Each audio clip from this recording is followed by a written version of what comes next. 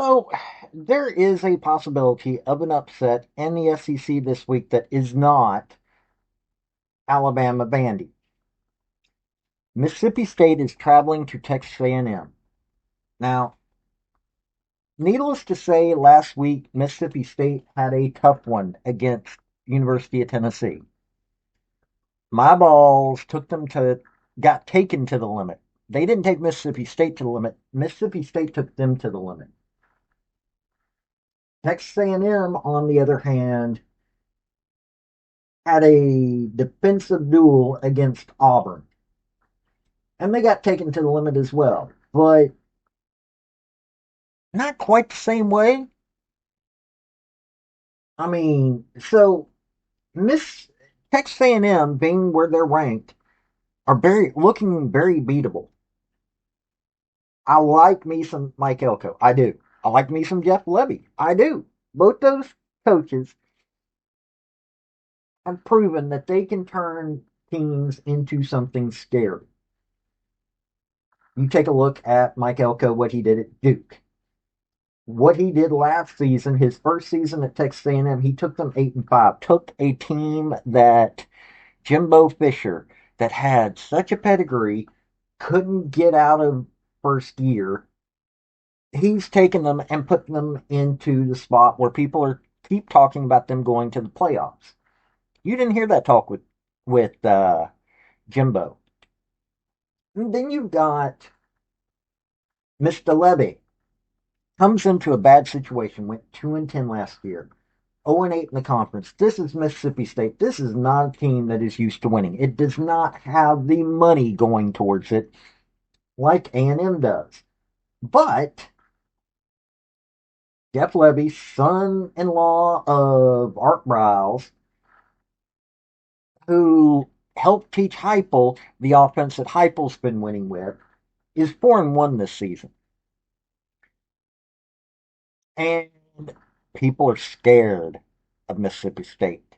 You don't hear that very often. Now, we're going to talk about this game. If you like college football, if you like college sports, because I am no longer going to cover anything pro-wise. I'm tired of the pros. Hit like, hit subscribe, and let's get into this. Hey folks, this is Paul with Redneck Sports. I want to thank you for viewing my video. And I want to give you one thought process.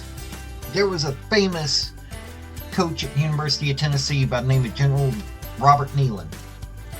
He had 6 maxims, but number 2 maxim is what everybody should apply to their life. Play for and make the breaks. When one comes your way, score. That's how to live your life right there.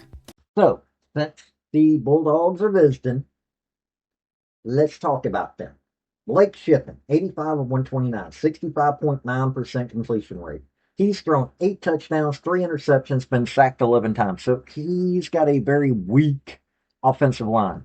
You're talking about a team that has played, though, Arizona State and Tennessee. 2 teams that were in the college football playoff last year. They beat Northern Illinois, which upset Notre Dame last year. Alcorn State, okay, that's an FCS team. And they went to Southern Miss, not that big of a trip, and beat them. And they've been scoring. Not near as much, but Blake Shippen, and also Kamaro Taylor, QB2, has scored a touchdown. So they got 9 through the air, but the 11 sacks is kind of disturbing. Fluff Bothwell. Let me tell you, I keep saying it. I love the man's name. Just leading rusher. 70 rushes, 405 yards, 6 touchdowns. Davin Booth, 51 for 207, 4 touchdowns. Xavier Gayton, 2 touchdowns. Blake Shapin's got a touchdown by rushing. Seth Davis, touchdown by rushing. Luke Cromanhook, QB3 in this list, got a touchdown. And Brennan Thompson, the leading wide receiver, has got a rushing touchdown. 16 touchdowns on the ground. Now, Brennan Thompson's got 20 catches, 324 yards, 3 touchdowns. Anthony Evans, 2 touchdowns. Jordan Mosley, 1 touchdown. Seydou Traore, 3 touchdowns. 9 touchdowns through the air, 16 on the ground. They're grounding and pounding, but their offensive line's a little weak. Little too weak. But on defense, they're not winning the Lions battle here. They've got 7 sacks on opposing quarterbacks. Considering who they've played, that's not a good thing.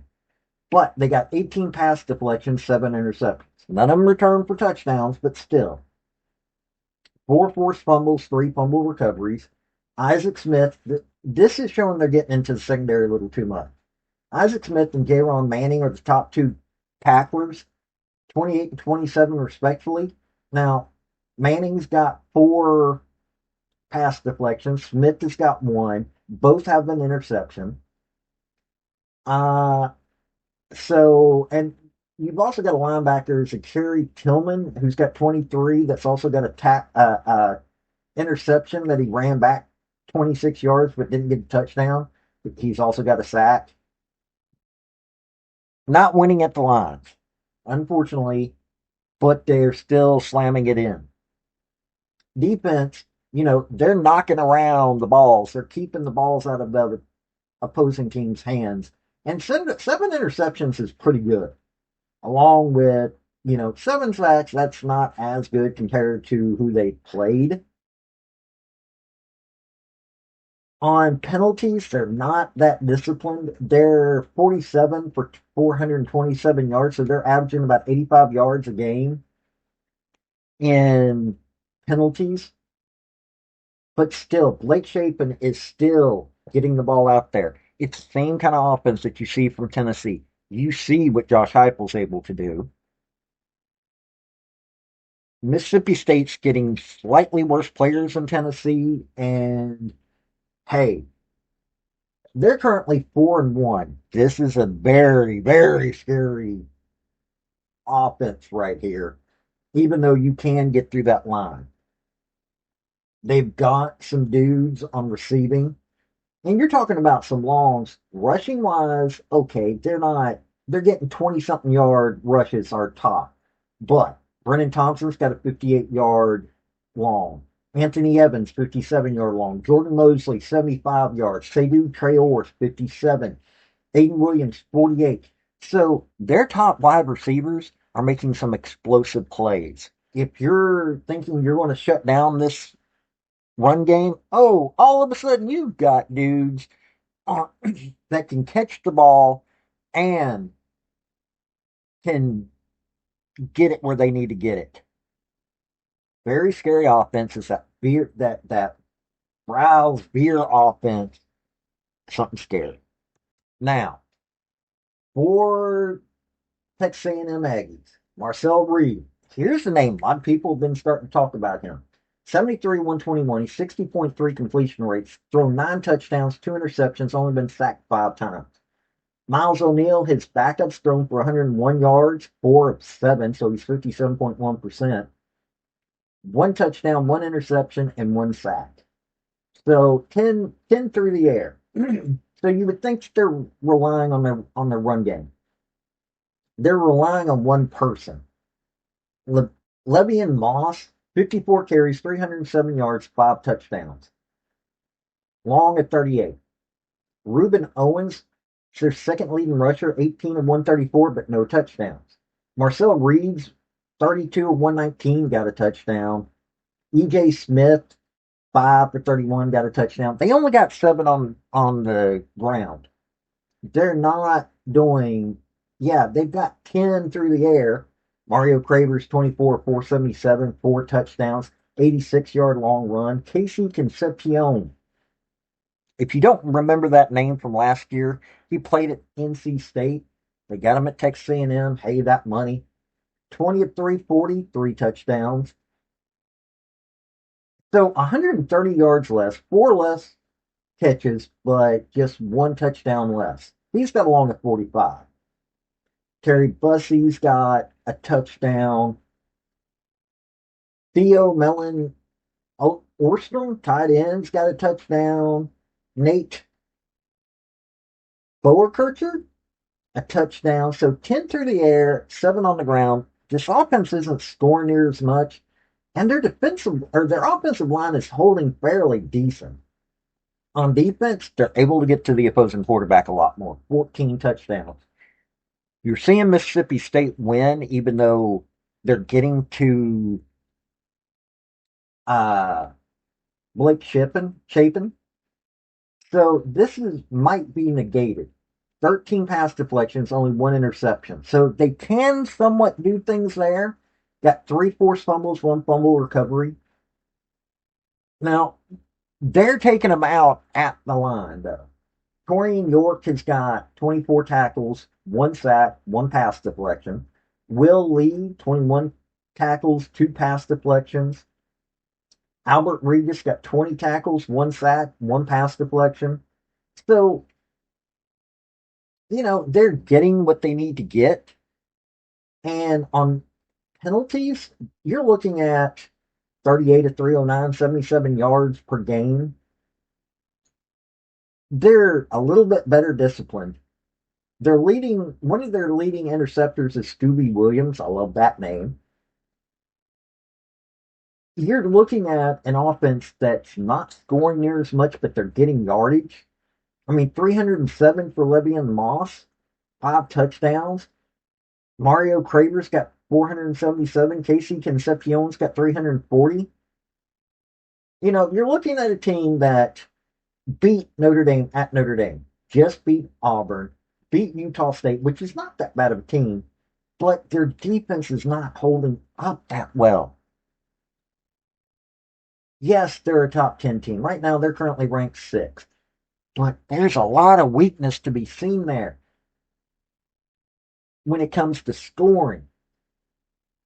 But at the same time, they've got dudes that can score. They've also got a defense that is fairly good.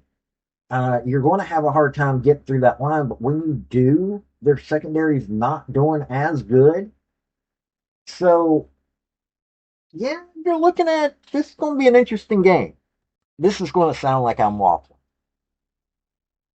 Per the amount of money that has gone into the Texas A&M football program, per the fact that these guys have been able to win some pretty good games. You're talking about they beat Notre Dame at Notre Dame. But then again, though, Mississippi State beat Arizona State and almost beat Tennessee.